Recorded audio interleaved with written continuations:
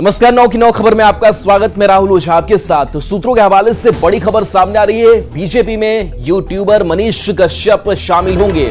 मनोज तिवारी से बातचीत के बाद सहमति बनी है। दिल्ली मनीष कश्यप पहुंचे हुए हैं। तो देखिए, इस वक्त की बड़ी खबर बता रहे हैं। सूत्रों के हवाले से ये बड़ी खबर है। बीजेपी में यूट्यूबर मनीष कश्यप शामिल होंगे। तो मनोज तिवारी से बातचीत के बाद सहमति बनी है और इससे पहले भी एक दौर की बातचीत हुई थी, जिसकी तस्वीर भी सामने आई थी, जहां पर घर जाकर के मुलाकात मनोज तिवारी ने मनीष कश्यप से की थी। और मनीष कश्यप इस बीच दिल्ली पहुंचे हैं और खबर यह सामने आ रही है कि जो सहमति है, बातचीत है, वो हो गई है। और हमारे साथ संवाददाता मुन्ना राज जुड़ रहे हैं। मुन्ना, इससे पहले भी कयास से लगाए जा रहे थे कि बीजेपी में शामिल मनीष कश्यप हो सकते हैं और तस्वीर अब धीरे धीरे साफ भी हो रही है। दिल्ली पहुंचे हुए हैं, क्या ताजा अपडेट है? जी, मनीष कश्यप के जेल से रिहा होने के बाद से ही लगातार ये अटकलें लगाई जा रही थी कि वो बीजेपी के संपर्क में है। और हम लोगों ने देखा भी था कि बीजेपी के बड़े नेता मनोज तिवारी मनीष कश्यप के घर पहुंचते हैं और उनके साथ संजय जायसवाल की भी मुलाकात होती है। कई तस्वीरें भी सार्वजनिक रूप से आई थी, लेकिन अचानक मनीष कश्यप ने पश्चिम चंपारण लोकसभा क्षेत्र से निर्दलीय मैदान में उतरने की घोषणा कर दी और न सिर्फ घोषणा की, क्षेत्र भ्रमण भी शुरू कर दिया था। इसके बाद बीजेपी की तरफ से कवायद शुरू की गई है और मनोज तिवारी के नेतृत्व में उनसे बातचीत की गई है और बातचीत काफी हद तक सफल रहा। और मनोज तिवारी के साथ वो दिल्ली पहुंचे हैं, जहां हमारे सूत्र बता रहा है कि वो बीजेपी में शामिल हो रहे हैं और बीजेपी की तरफ से उनके बिहार में उचित स्थान देने का आश्वासन भी दिया गया था। तो अब अटकलें काफी हद तक जो लगाई जा रही थी वो सार्थक दिख रही है और मनीष कश्यप बीजेपी के संपर्क में है, वो दिल्ली पहुंच चुके हैं और किसी भी क्षण बीजेपी में शामिल हो सकते हैं। जी तो मुन्ना, क्या कोई महत्वाकांक्षा भी मनीष कश्यप की पूरी होगी या फिर उनको एडजस्टमेंट के लिए बीजेपी किस तौर से तैयार है? कुछ इसके बारे में भी खबर है। तिवारी से जो उनकी वार्ता हुई है उसके हिसाब से जो हमारे सूत्र बता रहे हैं, उसमें उनको एमएलसी बनाने का आश्वासन दिया गया है। लेकिन अब आने वाले दिनों में देखना होगा कि मनीष कश्यप को बीजेपी एमएलसी बनाती है या नहीं बनाती है। लेकिन फिलहाल जो हमारे सूत्र बता रहे हैं उसके मुताबिक मनोज तिवारी के साथ उनकी बातचीत के बाद सहमति बन गई है और वो किसी भी क्षण बीजेपी में शामिल हो सकते हैं। जी चलिए, तो लोकसभा चुनाव के मद्देनजर भी लग रहा है कि बीजेपी को बहुत मजबूती मिलेगी मनीष कश्यप के साथ आने में, चुनाव प्रचार में भी वो हिस्सा लेंगे। पश्चिम चंपारण लोकसभा क्षेत्र से बीजेपी के पूर्व प्रदेश अध्यक्ष डॉक्टर संजय जायसवाल एनडीए के उम्मीदवार हैं और उनके खिलाफ मनीष कश्यप लगातार क्षेत्र भ्रमण कर चुनाव लड़ने की घोषणा कर रहे थे और मनीष को काफी समर्थन भी मिल रहा था। इसको लेकर बीजेपी ने एक रणनीति बनाई है। उस रणनीति के तहत मनीष कश्यप को बीजेपी से जोड़ने की कवायद शुरू की गई है ताकि एनडीए का यह जो सीट है सुरक्षित किया जा सके। जी, नवादा की तस्वीर सामने आई थी। गुंजन सिंह के साथ प्रचार प्रसार करते हुए मनीष कश्यप नजर आ रहे थे, लेकिन अब क्या तस्वीर बदलेगी? निश्चित तौर पर पश्चिम चंपारण में क्षेत्र भ्रमण के दौरान जिस तरह से तस्वीरें सामने आ रही थी, तो सोशल मीडिया पर मनीष कश्यप चर्चा में रहने वाले जैसे ही क्षेत्र भ्रमण के दौरान निकले थे तो काफी कई इलाकों में उनका समर्थन मिला था और कई स्थानों पर हम लोगों ने देखा था, हम लोगों ने खबरें भी चलाई थी कि कई जगह उनको दूध से स्नान कराया गया था और जहां मनीष कश्यप खड़ा हो जाते थे, हजारों की संख्या में उनके समर्थक उनके साथ खड़ा हो जाते थे। इसको देखकर वो निर्दलीय मैदान में थे और लगातार नामांकन का घोषणा भी वो कर चुके थे और 29 अप्रैल से नामांकन होना है पश्चिमी चंपारण से। उससे ठीक पहले बीजेपी उनको अपने खेमे में करने के लिए कवायद शुरू कर रही है और इसी रणनीति के तहत मनीष कश्यप को बीजेपी से जोड़ने की कोशिश की जा रही है। जी चलिए, शुक्रिया मुन्ना राज इस अपडेट के लिए। तो देखिए, दिल्ली पहुंचे हुए हैं मनीष कश्यप और मनीष कश्यप बीजेपी में शामिल होंगे और जिस तरीके से लगातार एक कयास लगाए जा रहे थे और लगातार बातचीत का एक जो सिलसिला था वो चल रहा था बीजेपी नेतृत्व के साथ और अपनी जो यूट्यूब के जरिए उन्होंने अपनी पहचान बनाई और उसके बाद से राजनीति की ओर से झुकाव लगातार देखने को मिला और इस बीच लोगों के बीच भी जाते रहे। बीजेपी ने यह समझा कि अगर वो साथ आते हैं तो इसको लेकर के मजबूती मिलेगी और अब खबर की अब बीजेपी में शामिल होने जा रहे हैं मनीष कश्यप। बढ़ते आगे बड़ी खबर पटना से, जहां के पुनपुन थाना क्षेत्र में जेडीयू के युवा नेता सौरभ कुमार की गोली मारकर हत्या कर दी गई है। वहीं इस घटना में सौरभ का एक साथी गंभीर रूप से घायल हो गया है, जिसे अस्पताल में भर्ती कराया गया है। शादी समारोह से लौटते समय बाइक सवार बदमाशों ने गोली मारकर जेडीयू नेता को मौत के घाट उतार दिया।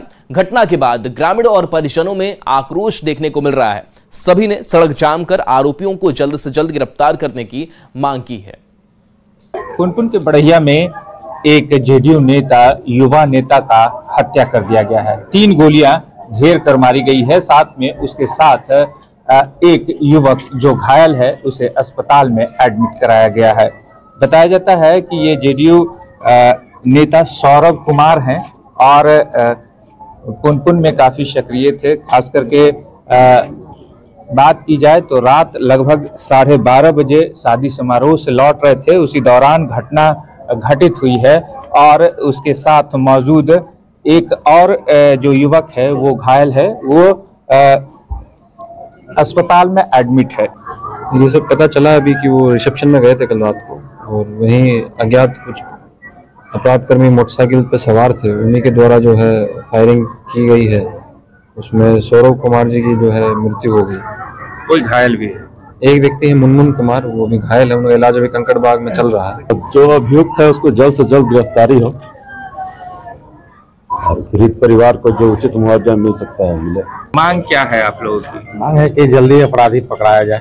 मांग यही है कि अपराधी जल्द से जल्द पकड़े जाए और इसी में उनका शव अभी भी रखा हुआ है और परिजनों के और आने का इंतजार किया जा रहा है। और जो अपराधी हैं, लोगों का मांग यही है कि अपराधी जल्द से जल्द पकड़े जाएं। पुनपुन से न्यूज़ 18 के लिए मरजीत शर्मा। बता किसी से दुश्मनी वगैरह था या कोई दुश्मनी किसी से नहीं। घटना कैसे? घटना ही बारात में रिसेप्शन के दिन गया है, वहाँ रिसेप्शन था, गया है, खाना खा के 12 बजे निकला है। हम लोग उससे पहले निकले, 5-10 मिनट पहले निकले, 10 मिनट पहले निकले हैं, घर पे आए हैं तो वहाँ से लेकिन बोला कि गोली लग गया। सही जानते किसी पे शक वगैरह भी है? अभी तो किसी पर शक। वहाँ रिसेप्शन में जाने के बाद बहुत लोग होते हैं, बहुत लोग को होते हैं, तो किस पर शक किया जाए? मोटरसाइकिल सवार अज्ञात लोगों द्वारा गोली मार दिया गया और उनको लोग अस्पताल ले गए। उनके साथ एक मुनमुन कुमार भी घायल थे, उनको कंकड़बाग उमा अस्पताल ले जाया गया, लेकिन सौरभ कुमार की मृत्यु हो चुकी थी। तो इस संबंध में पुलिस द्वारा छानबीन किया जा रहा है, हम लोग कार्रवाई कर रहे हैं। 26 अप्रैल को पीएम मोदी मुंगेर आ रहे हैं। एनडीए प्रत्याशी राजीव रंजन सिंह उर्फ ललन सिंह के समर्थन में चुनावी सभा करेंगे। जिला मुख्यालय स्थित सफिया सराय हवाई अड्डा मैदान में इस जनसभा को संबोधित करेंगे, जिसको लेकर तैयारियां जोरों शोरों से चल रही है। सभा स्थल का जायजा लिया है संवाददाता अरुण शर्मा ने। अप्रैल का दिन ऐतिहासिक दिन होगा। इसी दिन जो है देश के प्रधानमंत्री नरेंद्र मोदी, यहाँ के जो एनडीए कैंडिडेट हैं ललन सिंह, उनके पक्ष में वोट अपील करने के लिए आएंगे। वो हवाई अड्डा पे आएंगे। आप देख सकते हैं कि हवाई अड्डा पे उनके लिए जो मंच बनाया गया है, बन रहा है मंच, तो उसके लेके आप देख सकते हैं सुरक्षा को लेके जो पुलिस बल है अभी से ही, आज से ही तैनात है। जो काम में लगे लोग हैं वो मतलब 24 घंटा काम पे लगे हुए हैं ताकि 26 को जो मंच है वो बन जाए। साथ में ही पटना से जो प्रदेश के बीजेपी के जो स्पोक पर्सन है वो भी आए हुए हैं। आशीर्वाद मांगेंगे। ये देश का चुनाव है, ये क्षेत्र का चुनाव नहीं है, देश का चुनाव है, विकास का चुनाव है। हम भारत को तृतीय अर्थव्यवस्था बनाना है, दुनिया के तृतीय सबसे मजबूत आर्थिक शक्ति बनाना है भारत को। इसलिए आप प्रधानमंत्री श्री नरेंद्र मोदी जी को पुनः 400 पार के मतों से बनाइए। अब की बात 400 पार, हालांकि वो तो देखने वाली बात है। जब मतगणना होगा तो वो पता ही चल जाएगा कि बीजेपी के दावों में कितनी सच्चाई है। हालांकि अभी जो हम भी यहाँ पे आए हैं हवाई अड्डा पे, जो तैयारी है वो काफ़ी तेज गति से चल रहा है ताकि 26 को जो है समय पे ये जो है पूर्ण हो जाए और उस दिन जो है पीएम जो है अपने भाषण को यहाँ पे वो दे सके और जनता से वोट की अपील कर सके। अरुण शर्मा, न्यूज़ 18 मुंगेर। पीएम मोदी के मुंगेर आगमन को लेकर बीजेपी विधायक प्रणव यादव ने महिला कार्यकर्ताओं के साथ बैठक की और कई आवश्यक दिशा निर्देश दिए। प्रणव कुमार ने लोगों से अपील करते हुए कहा कि 26 अप्रैल को ज्यादा से ज्यादा संख्या में सभी प्रधानमंत्री नरेंद्र मोदी को सुनने के लिए सफियाबाद के हवाई अड्डा के मैदान में पहुंचे।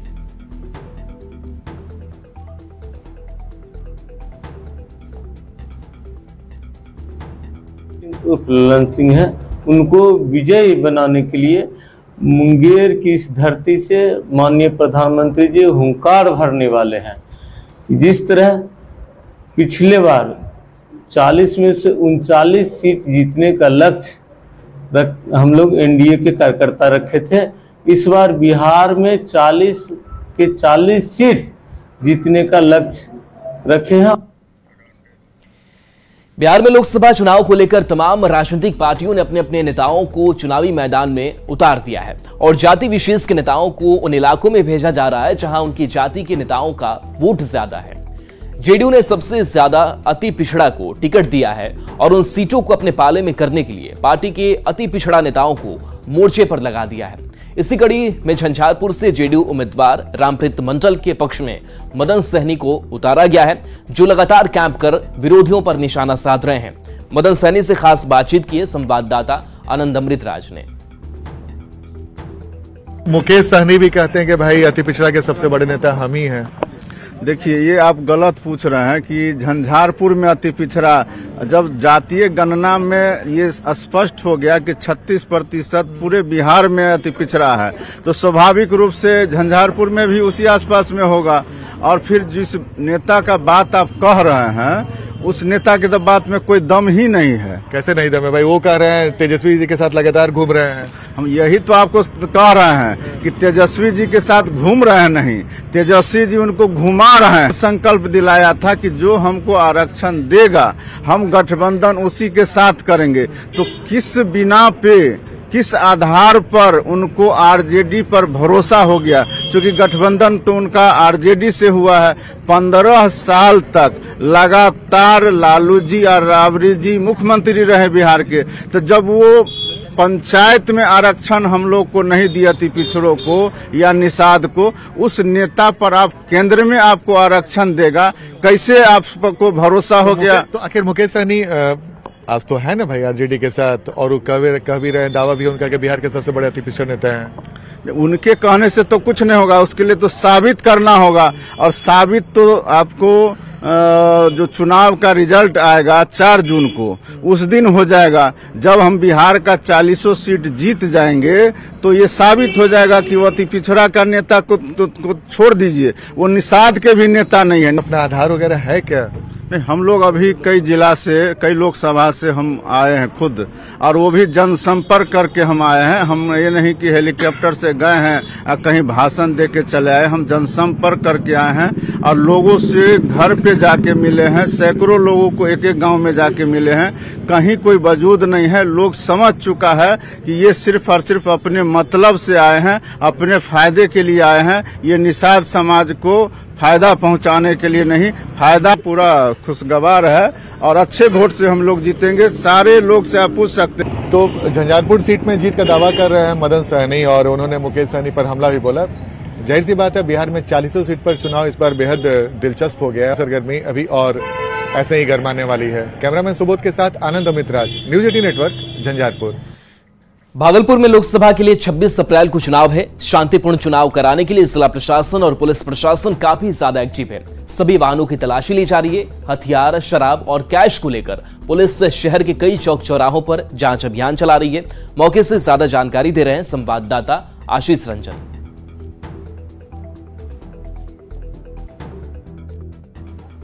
26 तारीख को भागलपुर में मतदान है और आप देख सकते हैं कि रात का समय है और आधी रात में जो है पुलिस लगातार जो है चौक चौराहों पर जो है गाड़ियों की तलाशी ले रही है।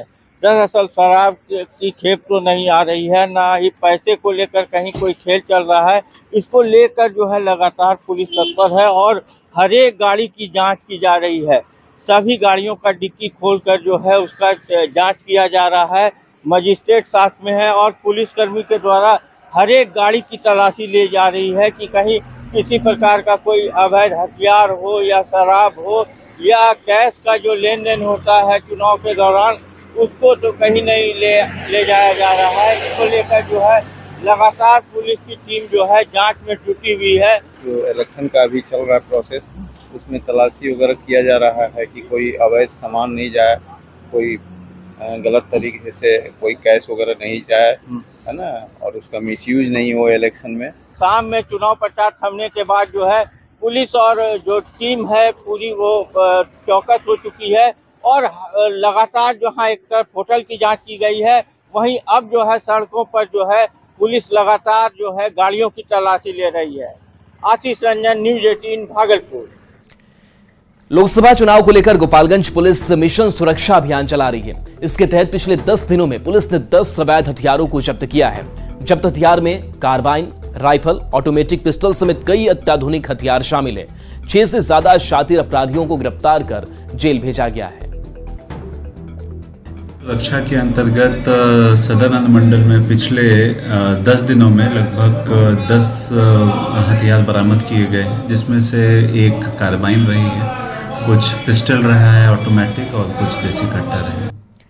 लोकसभा चुनाव को लेकर सभी उम्मीदवार मैदान में उतरे हुए हैं। जनता से घूम घूम कर जन समर्थन मांग रहे हैं। शिवहर लोकसभा से एनडीए उम्मीदवार लवली आनंद और बाहुबली आनंद मोहन की पत्नी लगातार पूर्वी चंपारण में कैंप कर रही हैं और नरेंद्र मोदी के नाम पर जमकर वोट मांग रही हैं और जनता के बीच जाकर केंद्र सरकार की उपलब्धि भी गिनवा रही हैं। साथ ही सुदूर ग्रामीण इलाकों में जाकर महिलाओं से मुलाकात हो रही है और 29 अप्रैल को नामांकन में शामिल होने का निमंत्रण दे रही हैं और खुद को शिवहर की बहू बता रही हैं।